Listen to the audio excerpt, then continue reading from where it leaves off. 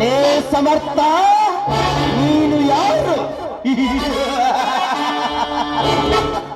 ಹಿಂದೆ ಏನಾಗಿದ್ದೆ, ಈಗ ಏನಾಗಿದ್ದೀಯಾ, ಮುಂದೆ ಏನಾಗುತ್ತೀಯಾ ಅನ್ನೋದು ಈ ನಾಗೇಂದ್ರನ ಕೈಯಲ್ಲಿದೆ.